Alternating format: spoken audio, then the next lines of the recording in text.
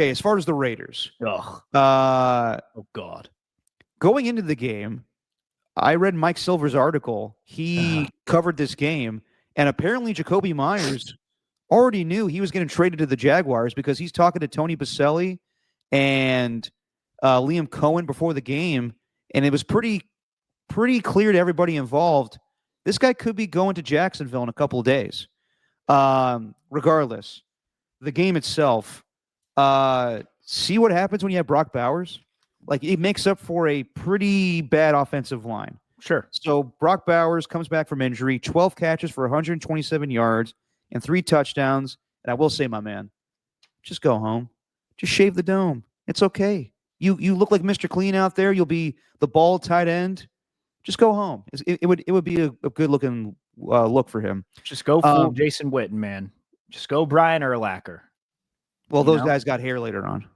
Yeah, well, maybe get it later on, but just get rid of it now because not a great look.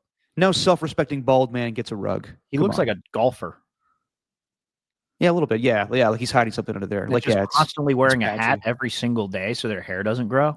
I'm telling you, man, it's the most freeing thing. Yes, you get clowned on for being a bald guy, but you save a lot of money on haircuts. Anyway, Trevor Lawrence, I guess this was his flu game. He didn't feel good the night before, was throwing up all night, and kind of showed where he's just inconsistent, man. Like, we give a lot of crap to Kyler Murray, who, while watching Jacoby Brissett last night, I wouldn't be the least bit surprised, and he's named the starter for right now because he's hurt, but I wouldn't be the least bit surprised if Kyler Murray's traded next offseason. Regardless, you see like inconsistent play from like Kyler Murray, or I put Trevor Lawrence in the same ballpark where it's just not consistent enough. Like, he's now in an offense with a good play caller and he's got the right pieces at times. Brian Thomas Jr. does drop a lot of passes, but that interception on the goal line, like, that was awful by Trevor Lawrence. In the end, their running game was good enough to keep them, match to match or step for step with the Raiders as far as offense. But dude, Geno Smith, one of his better games as Raiders quarterback, and it helps to have Brock Bowers. But still a bad interception that he threw in the second half of that game. And I will say, just missed opportunities where you are in the fourth quarter and it's 3rd and goal from the 6, and you don't capitalize on that to go up. Like that, I mean, like you go up in the end, you're up 9-6, but sure, to get a touchdown there, you need to capitalize on that. And Max Crosby's a great player.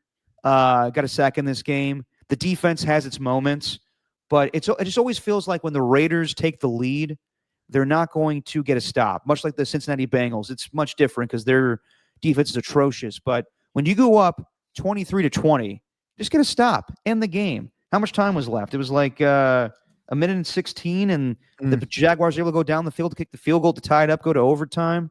And I have no problem with Pete Carroll going for 2 to win the game, because there was 16 seconds left. Yeah, Brock Bowers wide open in the back of the end zone, and then on that play, Tyler Lockett on the 2-point conversion is wide open, and Devon Hamilton just bats it down. It's a good play by him. I wish that Geno Smith had more mobility where he sees the guy going up in the air and then he can move to the left a little bit or move to the right and then throw the wide open pass to Tyler Lockett. But he throws it simultaneously with the defender going up in the air. So it just sucks. I know it's an easy thing for Julian Edelman as a former Patriot on the Fox postgame show to be like, classic Pete, not running with his star running back on the goal line. Dude, he rushed for 42 yards. The running game has been non-existent. The passing game was working. Anybody that's criticizing the play, no, it was the right play. Just the Jaguars made a better defensive play. So it's frustrating. Raiders lose by 1 point, but I would say just kind of like the Chicago Bears loss, you saw a lot of promise, but in the end, it's just a disappointing end result. It's just lacking discipline in key areas too. Like the two things that I see that are as repetitive as they've ever been for the Raiders: timely penalties when they shouldn't get them. You mentioned that field goal. They wouldn't have had to take the field goal had Alex Kappa, I don't think, committed a false start when they were just 1 yard away from the touchdown, which I think Ashton Genty would have ran in easily, which would have changed the entire complexion of the game. But also it's the missed tackles. And Pete Carroll mentioning how that's still a problem during his day after when he was able to watch the tape and go back and speak to the media. It's just like, yeah, way too many missed tackles. Way too many missed tackles. We got to clean that up. Like, it's just the same old story with this team, dude. And of course you had to go for it. Like, you do not want to play for the tie, especially when your season's lost, which sucks to say, but it is. I'm glad Brock Bowers is back. And I hear Mac Van's point with where was it? Raiders started off the game running the ball well and then abandoned it like what the fuck, Chip Kelly. I just don't think he has any faith in this offensive line. I really don't. I think he has a lot more faith in Geno just playing from the shotgun. It's just the thing that gets me about this offense is from week one, that week against the Patriots, I thought this was going to be a downfield team. I thought we were going to be seeing a lot of explosive plays. I think their 9 explosive plays were the most in what was it, like any NFL game since some crazy year or something like that. Like you could actually put that game into context, or maybe at least for like a Geno Smith led team or for a Raiders led team, something in that regard. But point being, it was a lot of explosive plays. And I thought that that's what it was going to be. But now we have regressed to the point where we're watching Geno Smith just play action boots, screens, just throws that are going to keep the ball out of harm's way. They're scared to go downfield. Like even Brock Bowers. Brock Bowers is awesome, but they were just getting him into the flat or getting him on these little crossing routes. It's just not a lot of big plays anymore. And I think that's what's really kind of just dejecting around this whole thing. Is it the answer to just run with Ashton all the time? I think it's more complex than just like, yeah, they went away from it. I think there's definitely games you could look back on where you're wondering, why the hell did they do that? Why the hell didn't they keep running with Genty at this stage? But this game against the Jaguars, I didn't feel like anything was really working. And then that penalty just really set them back. That one pissed me off. I was watching Which that one?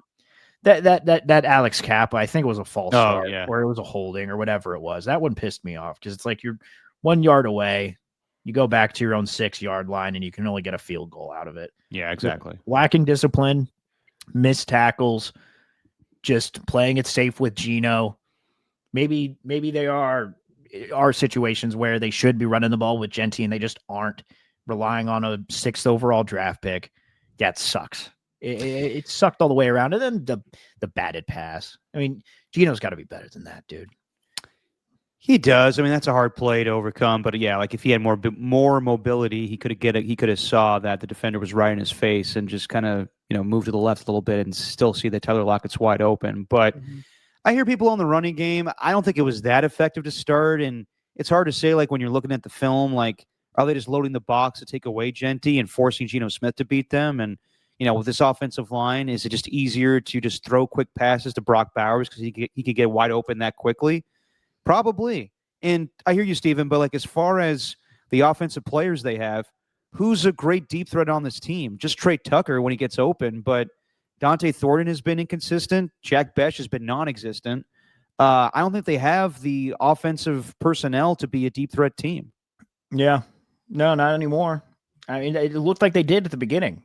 That's the thing, is they looked like they did. And maybe Myers could have been that guy too. I think Myers had a little bit of deep threat ability too. But like, I think this is going to add more to the trade conversation because this is the thing that got me. But the fact that you're not playing Jack Besh any snaps, the fact that Dante Thornton's a healthy scratch just because he can't get any separation, you're not playing the 3rd round lineman. Like, how are you not doing that with the lack of talent that you have on this team? Maybe it's just that bad in practice right now. And I hear you, but like, that's a big deal if Dante Thornton can't get separation right now. Sure. But I think it also goes to show that this team, man, there's just something off about it. And I don't know if it's a problem with development. I don't know if it's a problem with the player, but the fact that your 4th round pick is a healthy scratch and your 2nd round pick isn't getting any targets when you don't have any wide receivers, that's a problem. It is, but really think about what you're saying, Steven. Like the fact that your 4th round pick is a healthy scratch. Well, it's a 4th round pick. Like Kyle Shanahan's hard on rookies. Yeah. I think the same thing can be said right now for Pete Carroll and Chip Kelly. And I get it. I get the criticism with Chip Kelly sometimes because he really failed as an NFL coach, and now is coming back as the highest paid offensive coordinator in football, and that something I'm a little bothered by. But I don't think it's really him. I don't think it's Pete. I don't think it's Patrick Graham. I think it's the personnel right now. And if you're going to blame somebody in particular, I guess it would have to be John Spytek. But you're relying on a mix of older players and rookies, and you're just not seeing the best out of these rookies right now. Like Ashton Genty looks like a really good player. He needs better offensive line play. In order for Geno Smith to be more comfortable, he needs a better offensive line. He needs better receivers. So I'm not saying the coaching staff is perfect right now, but I do think it's a lot on just the players not performing right now. And you asked about you asked about stacking the box with Ashton Genty. Well, they stacked the box 23% of the plays, and you can compare that to Travis Etienne, where the Raiders stacked the box on 45% of the plays. So you're kind of middle of the pack in that regard. Yeah, but the Jaguars were able to keep pace with the Raiders by running the ball, and they weren't afraid of their defensive line. They knew that they can still get the best out of Travis Etienne by just going after that defensive line, where the Raiders have seen it multiple times this year where they go for a 4th and 1, hand it off to Ashton Genty, and some defensive tackle for the Bears is already in the backfield blowing them up. So yeah. I get it. I think that maybe they need to be a little more risky. Maybe they need to just let their players play at this point because, what are they, 2-6 on the season? So I get it. But also, I think a lot of, fans, reporters, we all question things, but we're not at practice. There must be a reason why they don't trust these guys right now. And that sucks. It does suck, especially when Jack Best is drafted in the 2nd round. That one's inexcusable to me. The fact that he's not ready to play right now, like, you may have missed on some guys. I don't know. And then I hate being that way with a rookie season because that's so quick. And like the way I was with you when you were saying Trey Wilson's a bust already, I'm like, just hold off. But the fact that these guys are not making an impact right away, and that's what you were banking on, like, I don't know. I really don't know what to make of the Raiders right now. I think they have a lot of talent as far as Brock Bowers and Genty and Max Crosby, obviously. But did they really draft good players? I don't know right now. Don't know either. And not to mention Caleb Rogers, too. This offensive line seems to be the weakest group, and your rookie 3rd-round pick is a healthy scratch. Anytime I think of a rookie 3rd-round pick lineman, I think of Gabe Jackson. According to Von Miller, the stinkiest player that he's ever played against. Stinky, huh? Yeah, he said he smelled real bad. You're in a podcast. Well, you know what? That's a little hypocritical because I think a lot of people have said that Von Miller is just passing gas all the time in team meetings because he eats healthy. Well, it's not people saying that. It's him. It's him saying that. Von Miller said that once upon a time? Von Miller's one acknowledging that he farts all the time. Yeah. Yeah. Well, so in the end, Jacoby Myers does get dealt after the Jacksonville game for two picks. I had it written down here. Was it a 4th and a 6? Yes. It was a 4th and a 6th. Yeah. A 4th and a 6 for Jacoby Myers. And the fact that you got 2 picks out of him, okay, I'll take that. I think it's a kind of an overpay for Jacksonville, but it sounds like there's a lot of interest from the Steelers and the Bills for Jacoby Myers. And they're in desperation mode right now because it sounds like Travis Hunter. It depends on who you look at report-wise, but Ian Rappaport's saying doesn't seem like it's a long-term issue with Travis Hunter and his knee issue. Other people are like, he's probably out for the year. So they did this out of necessity. They needed more wide receiver help because basically the Jaguars were just playing with Brian Thomas and Parker Washington receiver-wise. But I think it's a solid move for Jacksonville, and they have, intentions of making the postseason this year. They're in a good position to do that. But as far as the Raiders, like this is 2 years in a row now where your number one receiver gets dealt at the trade deadline. Last year, Devontae Adams. This year, Jacoby Myers. And it just limits your offense even more now. So, yeah, they get a 4th and a 6. And I'm surprised that the Raiders didn't ask, can we get, you want to throw us, or you want us to throw in a little clone of one of Tom Brady's dogs for the future to throw in the trade? Dude, what is that story? It's crazy, isn't it? So if you don't know what we're talking about, Tom Brady lost his dog in 2023, but he has a new dog. But it's the same dog. How, you ask? When the dog was dying, he had its blood duplicated, and he's working with this bioscience lab right now that is able to do this. So Tom Brady's able to clone his dog, and which makes me believe that we'll never see the end of Tom Brady. He's going to outlive us all because he's going to just he's just going to clone himself over and over and over again. When we think Tom Brady may pass away, no, we'll see a younger version of Tom Brady. It's very much like, do you remember that show on Netflix, Steven, with Paul Rudd, where he's a clone? He clones himself. Mm-hmm. Tom Brady makes a cameo in that to joke like, you know how I got 7 rings? By cloning myself. He walks out of a spa and makes a clone joke. Well, he's doing this in reality. Oh my God. Don't do that. Yeah, I'm scared. Would I absolutely clone my old dog Willie if I had the chance to? Yes. Damn right I would. But this has me getting all existential.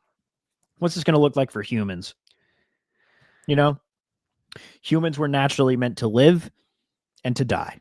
Yes. We were not meant to clone ourselves into something different and turn this into Santa Claus 2. We don't need this happening. The escape clause? Or Is that a good? No, I'm talking about Santa Claus 2, where the clone. I'm asking you, which one was the escape clause? That was the third one? Of course you would know that. You know the whole trilogy of Santa Claus, you weirdo. What? It's not even like a good trilogy. The first one's great. The other 2 were forgotten. Yeah, the second one's ass. But there's one scene with Molly Shannon, which is all time. All time? Yes, it's all Who time. Who remembers these movies? It feels like it's Christmas. Oh, dude, they're both forgettable. Come on. Oh, shut up. So Tom Brady. Tom Brady revealed that his current dog, Junie, is a clone of his late dog, Lua. The dogs were cloned by Colossal Biosciences, a biotech company that Brady's an investor in, using blood collected prior to Lua's death. Yeah, this feels like a horror movie because you could clone your dog and then your dog's not your dog. It's some evil thing that attacks you. In the end, like, don't all these movies have the same message where set it free, man? Like, we all live and we die. Yeah. Get a new dog.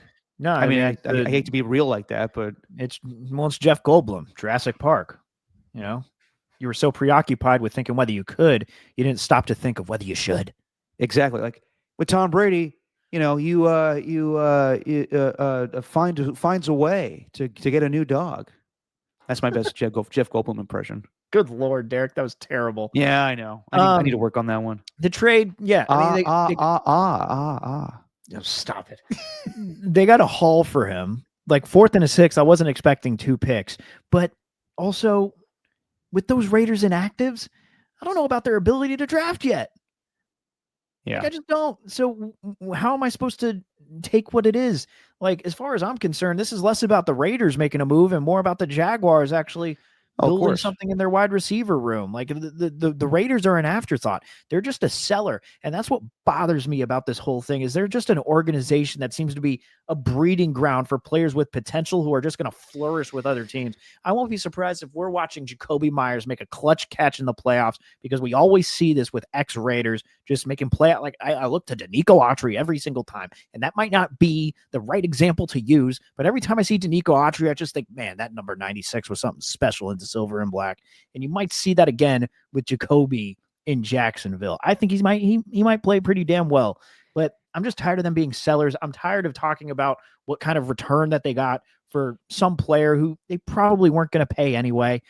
I don't know, dude. I cared less about what they got for him and more just about the fact that they are in this position where they're having to trade away a player when Pete Carroll had sold me on the idea that this was not going to be the team that is rebuilding. It's going to be a team that's winning. Well, guess what, Pete? You're rebuilding.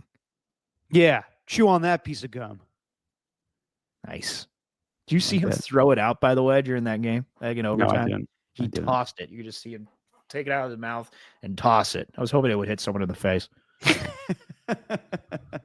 be a funny sight.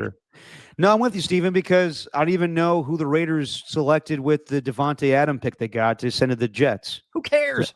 Exactly. You know? Like, you are right. It always is where the Raiders build up, these guys, they have talent, and then they go to another team and thrive. Like Danico Autry, perfect example. He gets a blocked field goal against the Broncos on Sunday. You're like, damn, once upon a time, that guy was a good player or had potential being a good player with the Raiders, and they moved on quickly. So, yeah, I'm with you on that one. It's never where they're the team that's buying at the trade deadline. It's always they're selling for the future. It's always about the future. It's always, I feel like the Raiders have done the same thing that the Jets have done numerous times, and yet they can never capitalize on their rebuild. It's always, well, it was harder than we thought. John Spytek and Pete Carroll, like, yeah, this team is not as good as we thought they're not as good as we thought they were. So we're going to have to redo the whole thing. And I don't feel that way. I think they have pieces. It's just should have been smarter in some aspects. Should have invested in the offensive line where you're going to draft Ashton Genty. You should have got off better wide receivers. Maybe, I don't know, is Jack Best really that good as a second-round pick? I don't know. Right. They ended up getting by the way, they ended up getting a conditional third rounder that would have turned into a second rounder, but I think they kept that third round pick because they only had the 1 second rounder. And it turns out that those 2 third round picks that they got in the Devontae Adams trade were on the inactive list on Sunday. Well, there